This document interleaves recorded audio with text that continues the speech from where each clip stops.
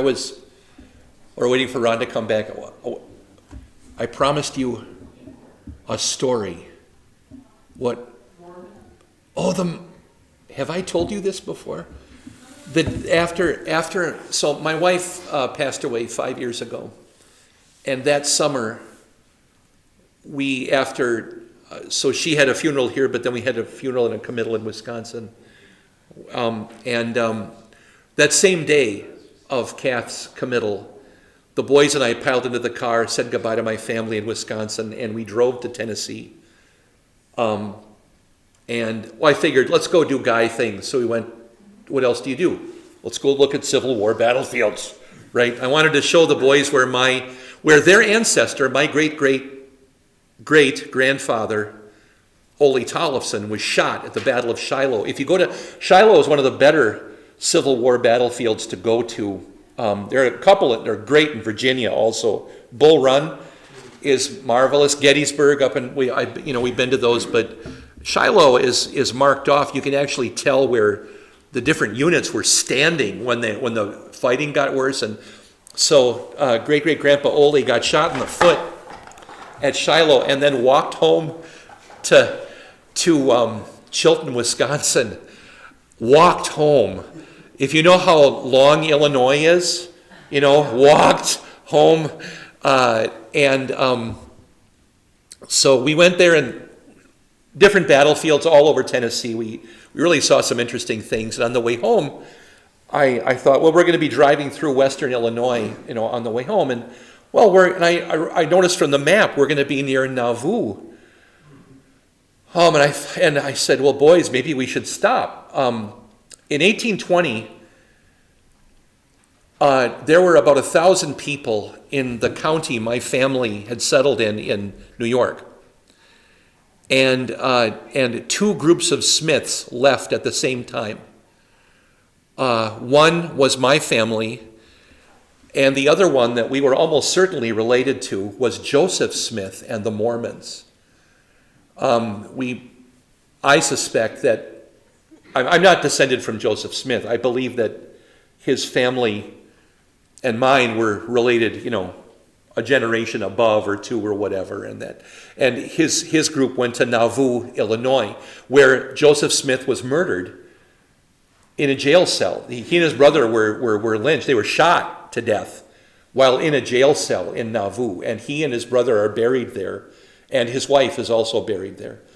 And the rest of the Mormons then went with Brigham Young then to Utah. And if you've ever read the very first Sherlock Holmes novel, it involves that incident, which is all of a sudden in the novel you're with the Mormons on the road to Utah. It's pretty wild read. It's the very first Sherlock Holmes novel I love Sherlock Holmes. I read it all the time, but that first one is a wild, because you find out how Holmes and Watson met, and is that the one too where Watson even gets his wife, and you didn't even know he's married, did you? And you learn about Watson's time in Africa Afghanistan, fighting for on the British Army and back in the Anyway, so the boys and I are in Nauvoo. The campus of the temple there, the Mormon temple there, is enormous. The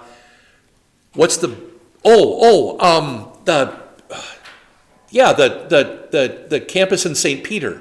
Is that St. Olaf? Gustavus. It reminds me of the Gustavus campus. Like trees, and beautiful avenues and everything. And you're driving through, you're thinking, this is an amazing street, and you realize it's part of the campus. It's a mile long, and there are statues of people you've never heard of because they're all from the Book of Mormon, and and artwork everywhere and all this stuff, and it's amazing. And the boys we find the little cemetery where these three massive graves. The graves, if you can imagine where Ron and Faith are sitting, if that was a big, huge, rectangular, angled slab of granite. There are three of them side by side, one each for Joseph and his wife and for Hiram. huge, right on the banks of the Mississippi River, looking down at the water and everything. And then the Mormon temple there, it's not as big as the tabernacle, of course, but it's not also a local stake. It's the intermediate size. It's a huge building, and there were all kinds of people there. Obviously, there are classes going on and so forth, but it's open to the public, and you can get out and walk around. And clearly, though, from the way that they were dressed and the way that we were dressed on vacation, you could tell that we were not Mormons. I don't think you would ever mistake me for a Mormon, no matter what. But my nephew Daniel is the spitting image of Joseph Smith, and Danny is about the age Joseph was when he died right now. So it's just remarkable. Also, if you've ever met Tudor Savage from MLC, another Joseph Smith lookalike, because I've always said that he looks like my nephew Danny. And but we're there, and an older man comes out and starts asking me questions, and we're talking, and then he asked me what I do, and he's fascinated by the family connection. Oh, you were possibly related? Possibly, I don't know, but I kind of think so. And then he finds out I'm a Lutheran minister from Minnesota, and I'm telling him why we're there, and where we've been, and I turn around and the guy's gone. And not only that, but absolutely true, we see hands closing curtains on the windows of the building in the temple, and so we realize nobody is outside anymore. It's just the boys and me. And I've, remember in Star Wars when Han Solo keeps saying, I got a bad feeling about this? Let's find the car. Let's find the car. And we get in the car, and we get out, and we look, and we can see a couple blocks away, but through the beautiful avenue of the trees, we see that there's what looks like it's some kind of a root beer stand, maybe a Dairy Queen or anything. I can't get up there. It's a root beer, a Dairy Queen. I mean, get up there. And as we're driving up, and this is on a weekday morning, around 11 in the morning, okay. We're driving up, and the boys say, "You're kidding me," because a hand reached out and turned around the "Sorry, we're closed" sign. So, I guess there's a phone in between there and there, but to get out of town, I wasn't sure of the route over here because we had kind of pulled off the main, so we have to turn the car around and drive back through this big campus again. About 1.5 miles or 2 miles, beautiful. There's petals coming down out of the sky. It's a gorgeous thing. We get out, and I realize on the way out, though, the way that they've treated us, can we make some kind of a statement? And I tell the boys, I'm going to stop the car. And my sons are like, no, don't stop the car. And Eric at that time was in high school. He was Eric, because I think was Eric 15, I think. Yeah, when Kath died. And he's like, don't stop. I'm like, no, we're going to stop the car. We're going to get out. And they're like, you're kidding. And I said, no, we're going to get out. We're going to take off our shoes and knock the dust off of our shoes, which we did. And I think 2 of the boys stayed in the car, but 3 of us got out and did this, and as a demonstration, because what else could we do? Yes? Is it not open to the public, or when this happened constantly, or just because you were a pastor? I think it was because I was related to Joseph Smith and a Christian pastor. I think those 2 things. And I kind of wonder what their morning chapel text was, like if this was exactly what he had been talking about that morning or something like that. But I've wondered about that, but you can verify it with all 5 or with all 4 of us who were there, or 4 boys and me. But yeah, that is what happened. It was so wild. I even called my dad that night to let him know what had happened, and he said, "Well, I'm glad you did that," Just to. But is that how they would want their missionaries treated that they send out? Depending, their missionaries do get treated pretty shabbily by some people. Although when I was a missionary in Washington, I invited the Mormons to Thanksgiving dinner with us, because that's not a meal that they get to have with their family when they're missionaries. They don't get to go home. They only get to call their mother once in the year, which is on Mother's Day only. And they have to fund it themselves. They do fundraisers until they're 18, then they go out and do this. And when I invited the two missionaries who were in Washington, they were just ecstatic that we would do that. I said, yeah, we can watch some TV if you want, and we can, because they unless they can afford it, there's no TV, and so they were really happy to spend the day with us, and I made them do a Bible class with me, so anyhow, we've indulged my Mormon story enough here, but I was kind of waiting for you to get back in the room, Ron. I can just hear them on campus there. The Lutherans are coming. The Lutherans. Yeah. Well, in the book of Joel,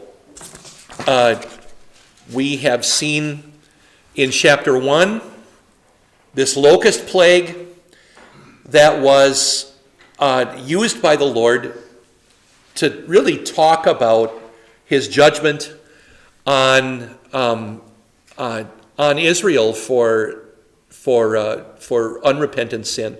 Then in chapter 2, we had this prophecy projected into the future, using locusts again at one point, but nations coming in and what's going to happen. Now in chapter 3, the prophet turns to a new time period, and he's going to reach into the past, into the, I think, relatively recent past from Joel's perspective.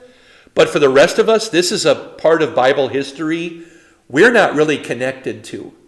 Of all of the Old Testament history, I assume that many of us who study the Bible and read the Bible and have read the Bible pretty much have even most of the Genesis stuff pretty well down, the Genesis stories, the Exodus and so forth. Even Joshua's conquest of the Promised Land in the days of the Judges.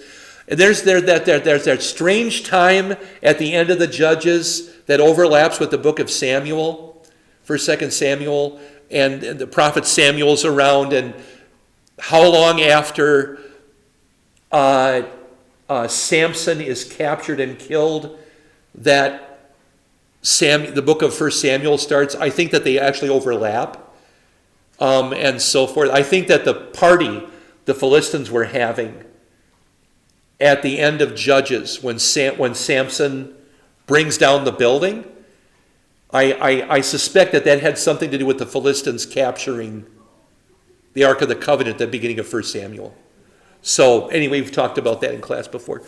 But and then you get David, Solomon, and so forth, and then in the divided kingdom years, the prophets talking about, Isaiah in the Assyrian crisis, and then in reverse order, Daniel, then Ezekiel, then Jeremiah, talking about the Babylonian crisis and so forth. But there's that time period in between the death of Solomon and the Assyrian crisis. There's a few 100 years. Elijah and Elisha are around, but you've got some kings like Jehoshaphat, and that's not something we hear about often. And Joel is zapping us right into that time period. So I've got a map to help us and some things. Let's just get to it. Joel chapter 3.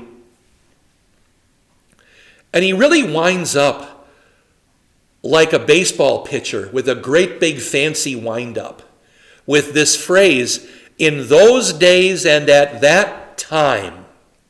That's not the way that Joel has spoken before this. Why is he doing that? Well, what are those days and what is that time? He's really making a big deal out of this. I think it's the coming of Christ and the beginning and continuum of the New Testament period. So this is for down the road when Christ comes. So in those days, at that time, when I restore the fortunes of Judah and Jerusalem, there are different ways of talking about that, but this doesn't refer to anything in the Old Testament. Restore the fortunes of Judah, and Joel comes after Solomon. So the second temple, no, they wept when it was built. It was a cruddy little thing. And they were oppressed. And in the time of Malachi, and then the silence for 400 years, what can this possibly refer to? But restoring the fortunes of Judah and Jerusalem, the coming of the Savior, the teaching of Jesus, the preaching of Jesus, the crucifixion and resurrection of Jesus. This is the restored fortunes of the true church, the true Judah and Jerusalem. So I will gather all nations and bring them down to the valley of Jehoshaphat. Okay, what's the valley of, well, King Jehoshaphat, this is in 2 Chronicles 20, and I put that reference in your sheet. So, in the days of that king of Judah, Jehoshaphat, and I'll just look him up quick here. Yeah, 872 to 848 BC. That would be right at about the time of bad King Ahab. So early in the days of the prophet Elijah. Maybe Elijah's not even around yet in those days. But the valley of Jehoshaphat, and let's do the map to help us. I'll come back to the verse here. So you have Judah. You see Jerusalem there. Why doesn't Judah go all the way to the banks of the Mediterranean Sea? What country's in the way? Philistia. Yeah, the Philistines are there. They were always a problem. In fact, we're coming to that here. In this chapter of Joel, I should also mention, he's gonna call out 10 nations. And most of the prophets have a section where they're pronouncing God's judgment on the nations. I'll come back to that. But in this one, these three nations, the Ammonites, the Moabites, and the Edomites, and there was another little ites in the days of Jehoshaphat, but Joel doesn't bother with naming them here. They came by one of two routes. This map assumes they came around the bottom of the Dead Sea to En-Gedi. En-Gedi, you've probably heard of En-Gedi, at least as some mysterious place in Israel. En-Gedi was the big, the big getaway.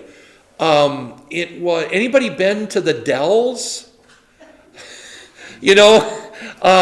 Or I don't know, Vegas or Reno, or where does Ruthie live? Glenville, California, or someplace. They line up at En-Gedi. And there are 2 or 3 routes from En-Gedi up to Jerusalem. But Eisenhower hasn't invented the interstate yet. Okay? And so there's no easy way up. But there are these ravines that go up where the ravines were gulches where rainwater would come down and wash out and so forth, and on its way down to the Dead Sea, which is partly fed by those gulches and that fresh water. But as soon as any fresh water hits the Dead Sea, it's polluted by what's in the Dead Sea. And fish come down to the Jordan into the top, and there's a little space, like 100 yards, where fish can live. But if they get out of it, they're instantly just dead. So the Dead Sea is well named. Things die there because it's much saltier than the ocean is. So it's lethal. And they gathered in En-Gedi. They're going to come up to Jerusalem, and I suspect that they might not have necessarily come up through the south, because they would have been going through inhabited territory of Judah. They could have come across the Dead Sea. Do you see that bump that makes the Dead Sea look like the profile of a shouting man? Ah! Right? It kind of looks that way. That's always my map of like a Muppet yelling, right? Like Bert yelling.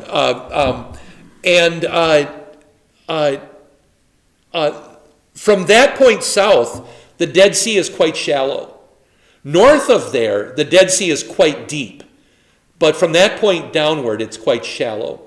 And that indentation, the bite, they could have used wagons, just knocked off the wheels, and ferried across ferry guys across. It's not very far. And I'm very fond of reading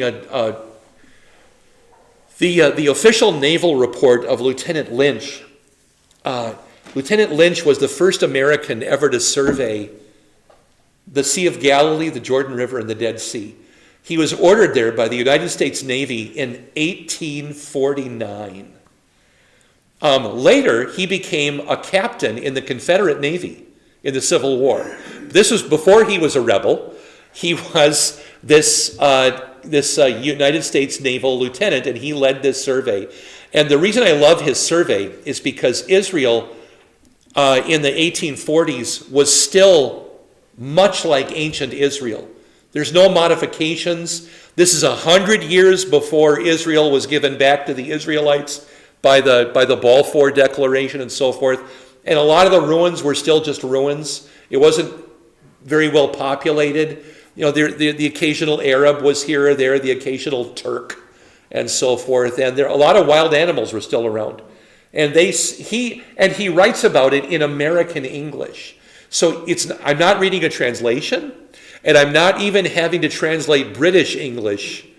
You know, it's just an American who's writing this. And I love his documents about that fat, you know, and I printed it off the internet. It's a free download, and he's obviously a Christian. Because in his official report to the United States Navy and to Congress, he says things like, "This is where our Lord and Savior healed the blind man." And things, you know, stuff like that. In an official Navy report, it just blows my mind. Really cool stuff. And he also talks about storms on the Dead Sea and the difference in the depth. Because he sounded it himself, his group. They were on the Dead Sea in boats for days and days and days doing soundings to find out the depth. That was what they were there for, that and sightseeing. So the Lord in 2 Chronicles tells King Jehoshaphat, gather up the army, gather them around the top of this valley, but don't fight, just watch. And they say a big prayer. There's a big prayer in 2 Chronicles 20. And then up come the Moabites and Ammonites and Edomites. They end up fighting each other and destroying each other. God just destroys them within themselves. Then there's a big prayer of thanksgiving at the end. So the Valley of Jehoshaphat is where God fought for the people and won this magnificent victory. So to go back to our slide, there I will enter into judgment. Remember, God called in all nations for this day of judgment. And now he says, I'll enter into judgment against them, all nations, concerning my inheritance, my people Israel, for they scattered my people among the nations and divided up my land. Yeah. So I know about the Edomites and the Ammonites, but who are the Assyrians? Who are they descended from? The Assyrians? They, because of their language, appear to also be a Semitic people, but coming out of what today we would call Iran, and whatever is north of Iran. What's north of Iran? One of the stands, I think. Yeah. Is that Western Afghanistan maybe, or something like that? Anyway, they conquered Iraq, which is often referred to as Aram or Old Babylon in the Bible. And then there's a new Babylon, which is the Babylon of the exiles and so forth.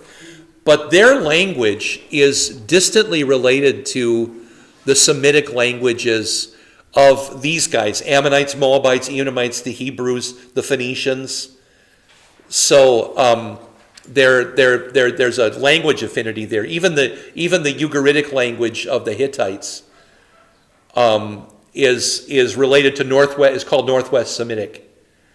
So if you learn the different alphabets, you can pick up nouns and verbs and begin to piece together. If you have the time, you can kind of piece together these languages. But they're kind of related along that way. Is that a good enough answer? Okay. Asher in the Bible and Nineveh are the capitals of Assyria. So if you're watching Monty Python and the Holy Grail, and you get to the scene with the Bridge of Death, and the guy who asks them the 3 questions, what is your quest, what is your favorite color, and so forth, one of the questions is, what's the capital of Assyria? The answer is, in the book of Jonah, it's Nineveh. Okay, so you would not be thrown into the pit of death. Or you could ask, at which time in Assyria's history? Because sometimes it was Asher and sometimes it was Nineveh.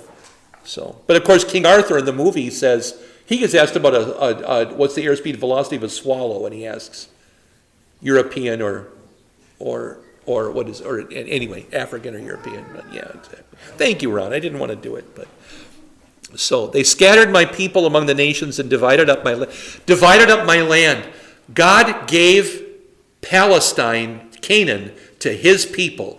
And when outsiders start to inch into Canaan, that's it for them. God might use outside nations to chastise his people, but they better not start taking what belongs to his people.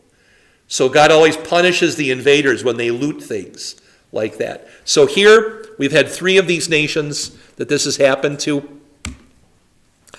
And the additional accusation, they cast lots for my people and traded boys for prostitutes, and they sold girls for wine that they might drink.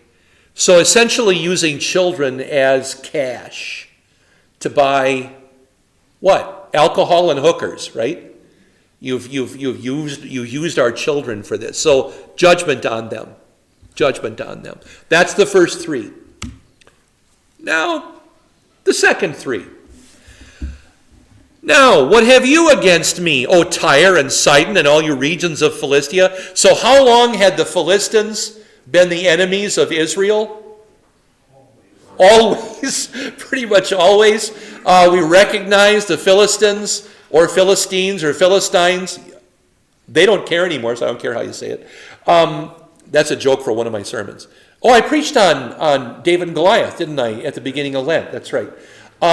So the Philistines had, for one thing, they had this giant faction within them, but they were made up at David's time mainly of more typically sized Greeks who had joined with the old Anakim, the giants, because the giant race was kind of dying out.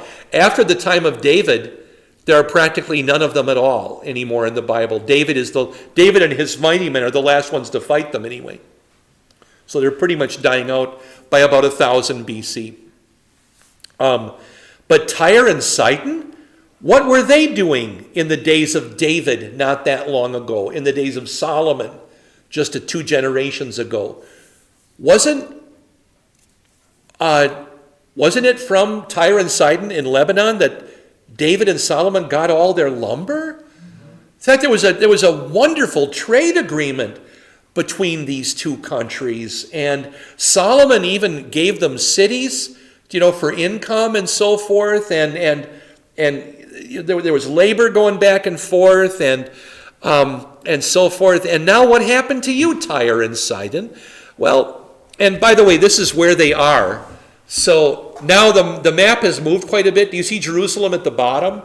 That's the Dead Sea now at the bottom of the map, and very different kind of map. You see the Sea of Galilee, and then up that 4th square is Damascus over on this side, which is quite a bit north of Jerusalem and so forth, even quite a bit north of the Sea of Galilee. And then Sidon and Tyre are in Lebanon. The slope of the coast begins to climb. The cliffs get higher and higher, and it's what in Russia they call the steppes with 2 P's, the steppes. That happens on the way up to Tyre and Sidon. They call it the ladder of Tyre, because if you climb, you have to climb to get up there. It's difficult to get up there. And then and of course Tyre was actually eventually put out. They got knocked down and they rebuilt their city out a mile out in the Mediterranean Sea, a little island that Alexander the Great took care of. But do you see up in the northwest the island of Cyprus? So that's involved in the next verse. But I wanted to show you this in between all of this. So, are you repaying me for something I have done? If you're paying me back, I will swiftly and speedily return on your own heads what you have done. So the Lord threatening these now 3 nations.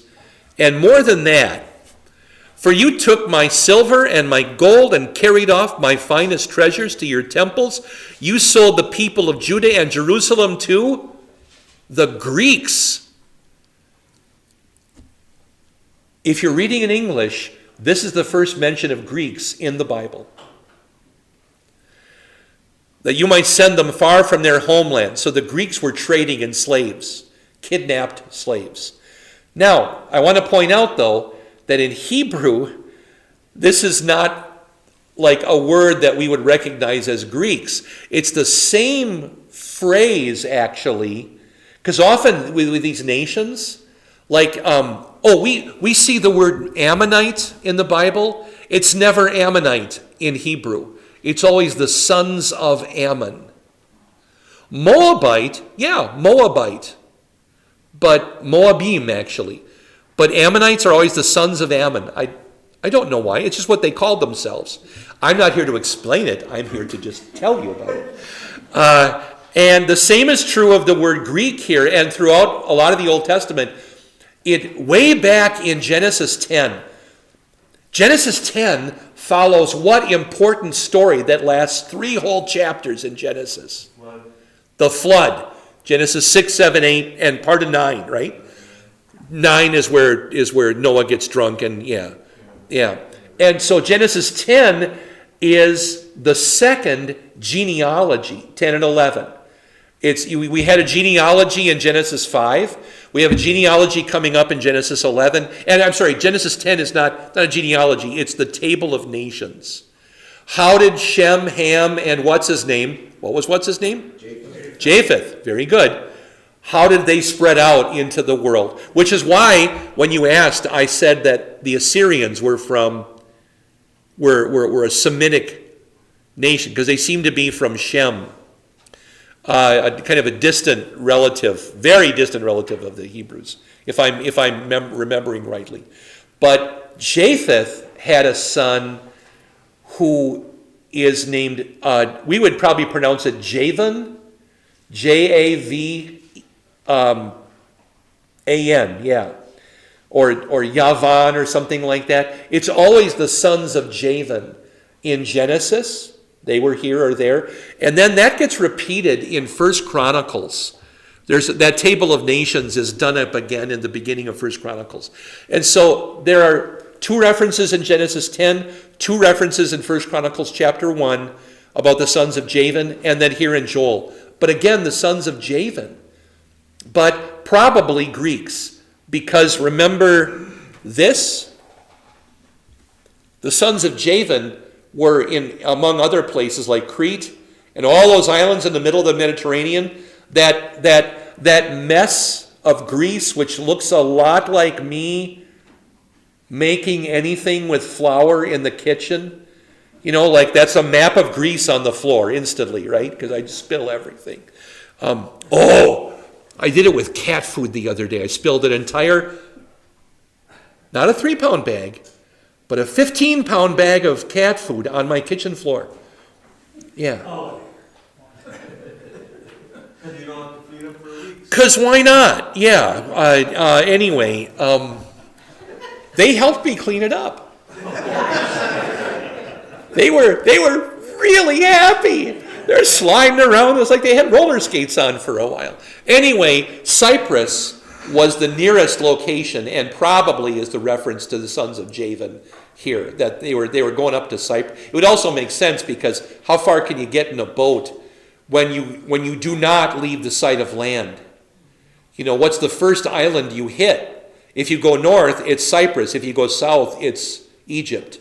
But that's it. That's how you navigated in those days. You stayed within sight of land, and you counted which island are we at? What do they speak, and so forth. So Cyprus, the Greeks. So that's probably the Greeks here. Is that enough on Greeks for your tastes? Okay. So that's the fifth nation. Now, see, I am going to rouse them out of the places to which you sold them. So God is saying, I'm going to bring the captives back. And now think, in all through this chapter of Joel, we're seeing New Testament blessings written in Old Testament language. So, who are the captives brought back by Christ? It's everybody who had basically the Word of God and faith and the gospel taken from them. They were prisoners, and now there is release for the prisoners as they're brought back by the Holy Spirit, by the teaching of the gospel of Christ. So see that as we're reading. Notice that more and more. As in Joel, we fade out of the Old Testament into the New as this chapter proceeds. It's almost like all through, as we read the chapter, the sun comes up. Like in the mind. To the climax of the amazing final verse 21. So, I will turn on your own heads what you have done. I will sell your sons and daughters to the people of Judah, and they will sell them to the Sabaeans, a nation far away. The Lord has spoken. The Sabaeans are now called in, and by the way, the Sabaeans were also buying slaves. In the Bible, I don't want to dwell on this too much, but are you aware that there are 3 kinds of slavery in the Bible? So one kind of slavery was where an Israelite or one of the surrounding, the relatives of Israel, Moab, Ammon, Edom, if they got into debt for some reason, they could sell themselves into slavery. And the way that and that was actually not only condoned, but regulated by the law of Moses. Like if you have a slave, a brother Israelite, he will be released in the year of Jubilee, which happened for a typical Israelite. The year of Jubilee happened once in a lifetime. It was every 50th year. So for most people, they would run into a year of Jubilee once, or if they were young, it might happen twice. But year of Jubilee, and it was a picture of heaven, of the forgiveness of sins, because all debts were done with in the year of Jubilee. In fact, they rated or is that the right word? Prorated? Dave, you're the economist. Is prorated according to how many years left before the Jubilee. How much work am I going to get out of this slave until I have to let him go? Now, what he could do, and this is also in Moses, is if when he got to the year of Jubilee, he thought, I've been treated really well, and I don't think I want to leave my master. He could ask to be kept as a permanent slave, and that's where, have you run into this verse? He would put him up against a doorway and run an awl through his ear, which is how, today little girls do it with a potato, don't they? But that's how, do they still use it? Did you use a potato once upon a time? Ice cube. An ice cube. Such a brave woman. I have to go to the dentist tomorrow, and I'm thinking about not using Novocaine, but they would run the awl through the ear and give him an earring, and the earring would be the earring of the slave ring, the permanent status of the slave. Otherwise, they had to let him go. The second way you would get a slave is by defeat in a war. And that was a really good way of getting your soldiers to fight to the death, because if they didn't fight to the death, they fought and lost into slavery. And so you would get guys, like the commanders would be killed, of course, but the ordinary soldiers would become enslaved. And if they had brought along their families would be enslaved too. And there was a way of treating them. And those two are, God didn't create them, but he regulated them to make sure that people weren't abusing their slaves. But then there is this third method that God nowhere regulates even, because it was just beyond the pale, and that is kidnapping someone to turn them into a slave, which is incidentally what also began in modern history in the 15th century, the 1400s. What country began first capturing black Africans? Do you know which country it started with? Portugal. The Portuguese. They were the big navigating country because they had the best rudders. And I don't mean the thing that steers the ship. I mean the captain's logbook, a rudder, R-U-T-T-E-R.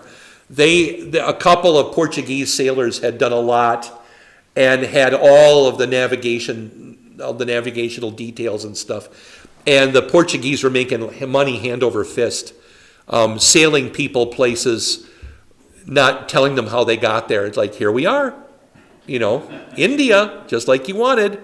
I know you've been downstairs in the hold for 3 months, but here we are. And the Portuguese, and so that was also a kidnapping trade.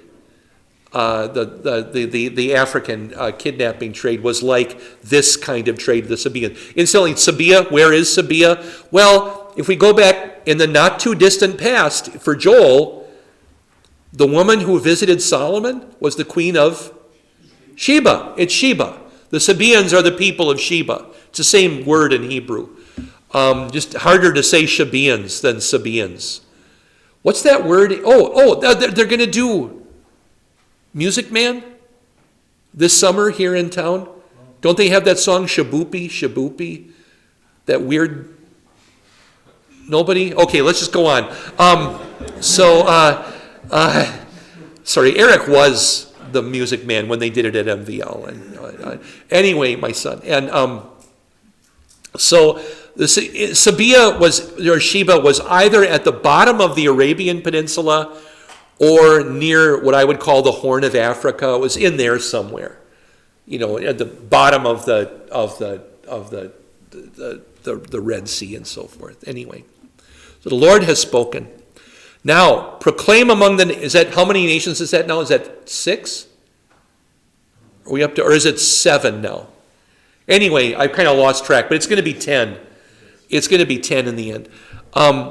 Proclaim this among the nations. Prepare for war. Rouse the warriors. Let all the fighting men draw near and attack. Beat your plowshares into swords and your pruning hooks into spears. Where have you heard a verse like that before? Do you remember? It's turned around, isn't it? This verse turned around occurs in both Isaiah 2 and in Micah, somewhere around Micah 3. And Isaiah and Micah often talk back and forth to each other. They're contemporaries. Isaiah is inside of Jerusalem and Micah is out in the country. And their prophecies seem to reflect, sometimes they even answer each other. The relationship of Isaiah and Micah is fascinating. If the Lord lets me live long enough, I might do something on that relationship. It's really, really, really cool. But here Joel, coming generations ahead of them, says the opposite. What's the relationship of a sword and a plow, though? Well, their plows did not have, like our plows, whether they go just on one side or two-sided, they have a long, I will call it a blade. That's what my grandpa would have called it, plowing on the farm. Their plow was not a blade like that. Their plow was really a sword, bent, but not on the flat of the sword. It was bent the hard way, to kind of angle forward, which a smith could do on a forge. For you at home, I was just smiling and waving because my name is Smith. A smith could do, and then that plowshare, the plow, would be mounted probably on a kind of a wooden tripod to stand, vertically, and then be attached with a harness, first backwards to the farmer, the plowman, and then forward to the mule, donkey, more likely than anything, maybe an ox, but probably a mule or a donkey that would pull it. and then that would slice the dirt open for planting. That's kind of all he used, though. And then to do it backwards could be done. Wouldn't do it too many times to the same sword, but once, back and forth, however you need to do it. But that's the relationship. Otherwise, that's a hard verse to understand, I think, to beat one into the other, because we don't think of a plow being like that, but that's what it was. Like you take a typical butter knife, and then you think, like at home, I have a rounded letter opener. The one could be beaten into the other one if you had a forge and a hot enough thing or whatever. So, let the weakling say, I am strong. Hey, that's a line in one of our hymns, isn't it? Now let the weak say, I am strong, right? And the poor say, I am rich? Is that how it goes? Yeah. So, come quickly, all you nations from every side, and assemble there. Bring down your warriors, O Lord. So he's still calling the nations down to this symbolic valley of Jehoshaphat. Every nation come down here from every side. And then, oh, by the way, Lord, you bring your warriors too. We'll see who wins. Right? That's the battle here going on. Let the nations be roused. Let them advance into the valley of Jehoshaphat. For there I will sit to judge all the nations on every side. Swing the sickle, for the harvest is ripe. Come trample the grapes, for the winepress is full and the vats overflow. Do you know who Julia Ward Howe was? Her husband was one of the Secret Six, which you may or may not have heard of. The Secret Six were the men who backed John Brown's raid before the Civil War began. They were secretly in favor of getting runaway slaves taken care of. And Julia Ward Howe's husband, Garrett Howe, I think was his name. He was so successful at doing this that it was one of the only places in America where runaway slaves actually had open meetings outside his home because they were so safe there and so forth. Well, one day Julia was in Washington, D.C. in I think Willard's Hotel, and in 1861, just after the battle, the first Bull Run, First Manassas, and the Union soldiers had come back because they had been beaten. They were coming back into town, but some of them were beginning to sing an old minstrel song, an old minstrel tune, and she was taking a nap. Naps are wonderful things. She woke up from her nap with that tune in her head, and she had new words for it, and she wrote them down. Mine eyes have seen the glory of the coming of the Lord. He is trampling out the vintage where the grapes of wrath are stored. She sold it to a newspaper for, like 75 cents. Or that's all the money she ever got for it, was because just selling a poem to a newspaper. But people jumped on it, and it became the battle hymn of the Republic. So much so that even in probably your childhood and mine, we sang it in elementary school. And as children, we, of course, made up new words all the time for it. And all of the, teacher hit me with the ruler, yeah. Knocked around the bean with a rotten tangerine. Yeah, is that just my school, or did you guys do that too? Anyway, it lends itself well to bad poetry, but Julia had good poetry. But actually, I think that her text, I think that she had heard Isaiah 63, which comes closer to what the song does, but this is an example. But the Lord says here, so great is their wickedness. Now, multitudes in the valley of decision. He begins to exchange the valley of decision phrase for a valley of Jehoshaphat. They're the same thing. The day of the Lord is near in the valley of decision. The sun and moon will be darkened and the stars no longer shine. Not talking about, I don't think, the crucifixion so much as the end of the world. The end. If you want to see the crucifixion in this verse, though, God bless you. It was a saying that, I think it was Augustine who said that in the we see in the Old Testament concealed what is there in the New Testament revealed. And I think that the ancient Christians, saw more of Christ in the Old Testament than we ever do. They saw Christ everywhere in the Old Testament. And I think the habit of many modern Christians, especially modern critical Christians, is not to see Christ anywhere in the Old Testament, which is an error. I write a daily email devotion, and some of you know this, some of you don't, but I write it every single day.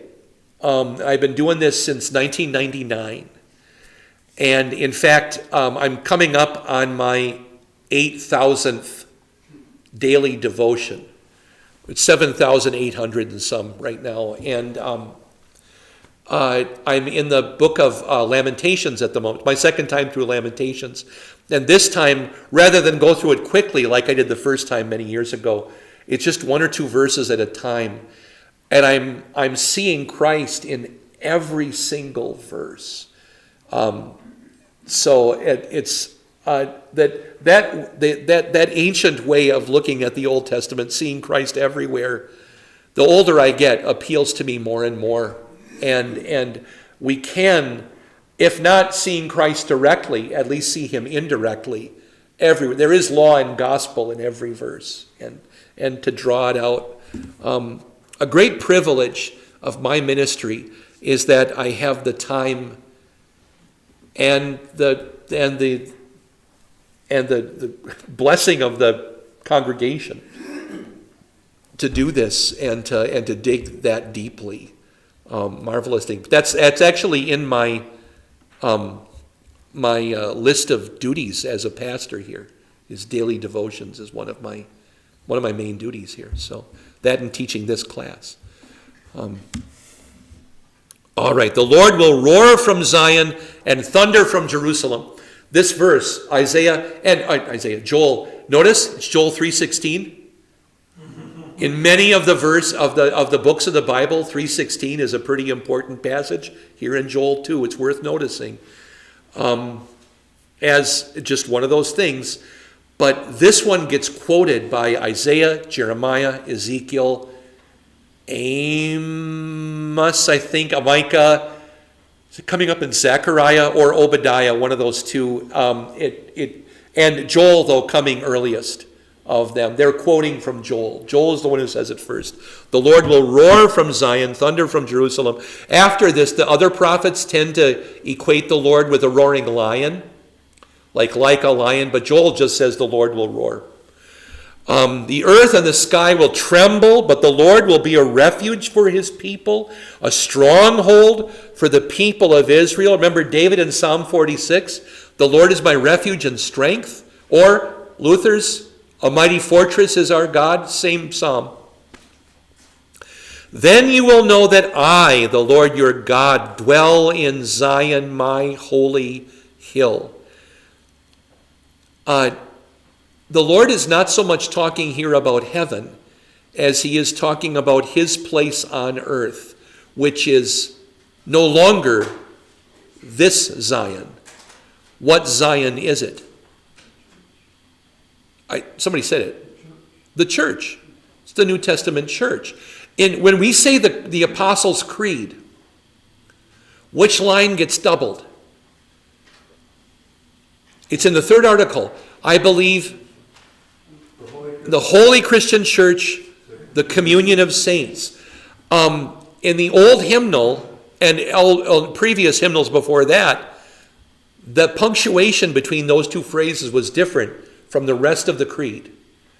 The rest of the creed had semicolons, and then between those two it had a comma. Because really what we could do with those two phrases is we could put in a which is. I believe in the Holy Christian Church, which is the communion of saints. They're a look at the same entity from two directions. The church is looking at it kind of from God's point of view, is the way I think of it. And the communion of saints is us, out getting coffee and donuts. It's the church from inside. worshiping God, being together as the holy Christian church. But it's the same thing looked at from two. I'm pretty sure in the new hymnal, the punctuation is the same all the way through. Have you also, maybe you haven't noticed, but maybe you have, the Nicene Creed is different by one word now? Have you caught it? It's in the second article. Fully and truly. He became fully, but now he became fully human. Look at it. The fact is that in Greek, the Nicene Creed was written in Greek originally. The word, that adverb isn't in there. It's simply, he became tu anthropou, he became human. Well, it's just what does that mean in English? He became, I think it's the right thing to do, he became not partly human, but he became truly human. But truly human, in this latest translation, which is in our hymnal, I think the Missouri Synod has the same thing in their newest hymnal also. I'm not sure about that, I should check it. Is that fully more accurately dispels the doctrine that's being raised up by became human. He was human in what way? Fully, in every way, completely human. Yeah. All right, going on with here with Joel. Never again will foreigners invade her. Jerusalem will be holy. In that day, the mountains will drip new wine. Now he's going back, he's actually coming very close to the description God gave of Canaan when the Israelites were coming to the land of Canaan. The mountains will drip new wine, the hills will flow with milk. Does this sound familiar? The ravines of Judah, the dry gulches will run with water. A fountain will flow out of the Lord's house. Oh, and will water the valley of acacias. We're running low on time, but acacias were those trees that grew out in the desert. They're little hardwood trees. And some of them weren't very thick, but you could use them and cut them into boards and make things out of them. And one of the things that they made out of them was the Ark of the Covenant. It was acacia wood overlaid with gold. Those acacias, in Hebrew, the word is shittim. The shittim. And the valley of Shittim is one of the stopping points in the book of Numbers, late in the book of Numbers, in, what is Numbers, 35, 38? I forget. But along about chapter 33 is the itinerary of the whole Exodus. That's kind of the whole chapter, just verse after verse of we stopped here, we stopped here, we stopped here. They closed the shades at that one Dairy Queen, and we went here and we went here, and one of them is the Valley of Shittim, the Valley of Acacias. And I kind of wonder if that too is a reminder of coming into the Promised Land, like we're right on the doorstep of the Promised Land. The sign says Willkommen, and we're about to enter in. I don't think it said Willkommen. Well, anyway, in heaven it will. But Egypt, here we go. Egypt will be desolate, Edom a desert waste. I think that's 9 and 10. I think as the count has gone, I think that's right. Because of the violence done to the people of Judah, in whose land they shed innocent blood. When did the Egyptians ever treat the Israelites badly? Never mind. And the Edomites many times would advance. We saw it in the Valley of Jehoshaphat, actually. And there were other times when the Edomites weren't too nice, including when they had to go around Edom to get into the Promised Land. And what happened out there in the desert? They got bit by snakes and so forth. Judah will be inhabited forever, and Jerusalem through all generations. So, the doctrine here, and I'm sorry we don't have time to go through it because we're really out of time. I'm going to keep you about 4 minutes. Is that the New Testament church will last until the end of the world. It will not fall. It might get really small. It might be dangerously small. Who knows what will happen, but it will endure. It cannot fall. And the last verse, their blood guilt which I have not pardoned. Go ahead. Just to know, a keeper wood is extremely hard. It's solid. Yeah, right. In the Ark of the Covenant, that's such a picture of our unchanging Lord. Oh, excellent. Yeah, the firmness, and the thing lasted for centuries. Mm-hmm. For at least 400 years, if not more than 400 years. Yeah, excellent. Thank you. The first half of this verse, which I've done as poetry, their blood guilt which I have not pardoned. In Joel's time, there had been blood guilt, and there was going to be more for Israel because two important things are still to come. The Assyrian captivity, we mentioned Assyria earlier, and what's the second captivity? Babylonian captivity. God sent his people into those captivities on account of sinfulness, and partly to call them to repentance, but also to punish. I have not pardoned, but now what does he say he will do? I will pardon. In the end, that's what Christ does. That had not happened before. Christ pardoned everything. Whose sins did Christ pay for on the cross? Everybody's. The most heinous, wicked, evil sinner ever. Jesus died with that guy's sins on his account. And I will pardon. And now the remarkable thing actually takes us into the Gospel of John. The Lord dwells in Zion. The Word became flesh and made his dwelling among us. Those two verses mean the same thing. In Joel, we have, the sun has just come up here in Joel. The Lord is coming. And Christ is now revealed in here. There will be forgiveness. The Lord dwells in Zion is very much like the Lord is there, the last verse of Ezekiel, and the kingdom will be the Lord's, the last verse of Obadiah. There is an ending verse like that in, is it Zechariah, where he's up on the hill also. And so there are a lot of the minor prophets and a couple of the major prophets end with this kind of a statement. The Lord, Christ is coming and the Lord will be there.